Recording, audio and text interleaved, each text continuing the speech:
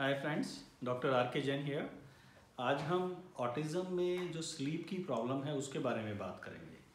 Sleep disorders are pretty common in children with autistic spectrum disorders. आमतौर पे ये देखा गया है कि 50% से ज़्यादा बच्चे हैं जिनमें स्लीप का प्रॉब्लम रहता है। और आजकल it is very difficult, particularly because of nuclear families. Parents अगर रात में बच्चे के साथ जागेंगे, नहीं सो पाएंगे, तो next day it becomes very very difficult for them to work in offices. और दूसरा, बच्चे के पॉइंट ऑफ व्यू से भी it is very very difficult situation. एक तो बच्चा परेशान हो जाता है, उसकी अपनी क्वालिटी ऑफ लाइफ ख़राब हो जाती है। दूसरा, अगर ठीक से नींद नहीं आ पाती है तो आपका ब्रेन रीचैनलाइज नहीं कर पाता है जो भी आपने सीखा है, जो आपका थॉट प्रोसेस है। एंड कॉन्सिक्वेंटली जो उसके ऑटिज़म के जो सिम्टम्स हैं वो भी वर्स हो जाते हैं नींद पूरी ना आने से।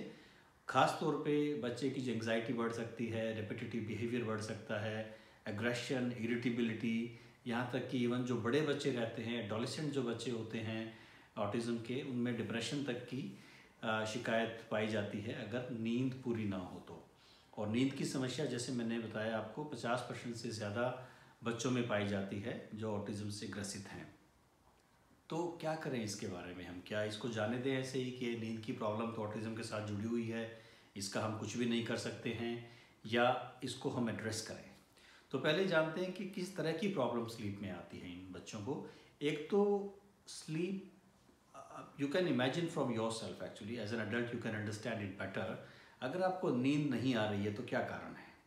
हो सकता है आपको कोई फिजिकल प्रॉब्लम है, आपको सर में दर्द है, आपके टूथ एक है, दांत के अंदर प्रॉब्लम है, या ईएनटी का कोई इशू है, नाक ब्लॉक है, कान के अंदर दर्द है ना, पेट में दर्द है, आपको इरिटेबल बाउल है, उसमें भी कई बार नींद नहीं आती है, या दिमाग के अंदर कोई टेंशन है। अब इन्हीं चीज़ों को आप उस बच्चे के ऊपर अप्लाई करके देखिए। जो हमारे स्पेक्ट्रम पे जो बच्चे रहते हैं, उन तो सोचिए कि इनमें से कुछ कारण हो सकता है। क्या इस बच्चे को कोई प्रॉब्लम है? खासतौर पे टूथ एक is very common problem in children.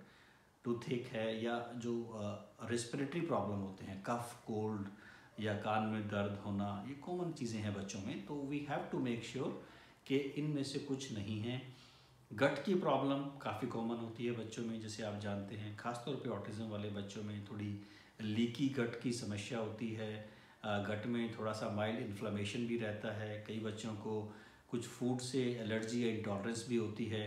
तो क्या ये सब संबंधित हैं? क्योंकि देखो, किसी भी चीज़ का जब तक हम तह में नहीं जाते हैं उसका सोल्यूशन पाना बड़ा मुश्किल होता है। परेशान होना बड़ा आसान है कि बच्चे को नींद नहीं आती है, हम भी परेशान हैं, डॉक्टर भी कुछ नहीं कर पाता है। लेकिन अगर आप सिर्फ उस सिम्टम को देखोगे तो कई बार सोल्यूशन नहीं मिल पाएगा। उसके अगर हम बॉटम में जाते हैं, अगर एक एक चीज़ करके हम प्रोटोकॉल वाइज उसको हम टीज आउट करते हैं, क्या कि इसको ईएनटी का प्रॉब्लम तो नहीं है, पेट का कोई प्रॉब्लम तो नहीं है, कॉन्स्टिपेशन तो नहीं है, ज़्यादा गैस तो नहीं बनती है। ये सारी ऐसी चीज़ें हैं जो ऑटिज़म के बच्चों में काफ़ी कॉमन रहती हैं।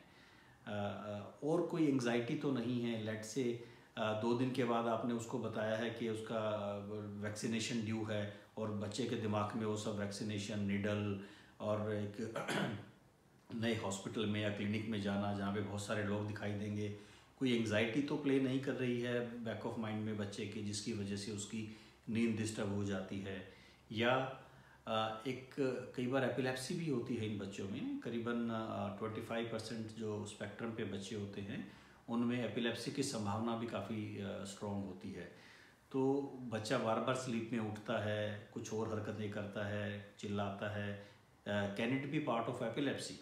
तो ये सब आपको ध्यान में रखना है, क्योंकि ये सारी चीज़ें जो मैंने बताई है ये ऐसी चीज़ें हैं जिनको अगर हम टीज आउट करके, if you put a finger on it कि हाँ ये प्रॉब्लम है, तो उन समस्याओं से लड़ा जा सकता है, जिसकी वजह से बच्चा परेशान है और उसके ऑटिज़म के सिम्टम्स भी इम्प्रूव हो सकते हैं।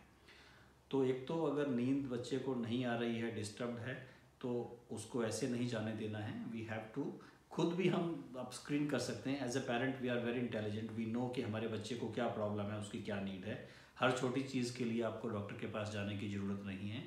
और यही मेरा पर्पज़ है इस वीडियो पे आपको बताने के लिए, so that as a parent you empower yourself to know your child and to know the problem of the child and how to address those problems. तो ये सब चीज़ें हमने रूल आउट कर ली हैं। लेट से इनमें से चीज़ें जो प्रॉब्लम थी वो हमने सॉल्व कर दी है या इन प्रॉब्लम के बावजूद भी नींद की समस्या है। तो फिर हम ये देखते हैं कि नींद में इनिशिएशन का प्रॉब्लम है, बच्चा सोता ही लेट है, 2 घंटा लेट सोता है, 3 घंटा लेट सोता है, या उसकी मेंटेनेंस में प्रॉब्लम है। सो तो जाता है लेकिन 1 घंटे से ज़्यादा नहीं सोता है, उठता है, बीच बीच में परेशान करता है, कई बार अर्ली अवेकनिंग हो जाती है, सो गया टाइम से लेकिन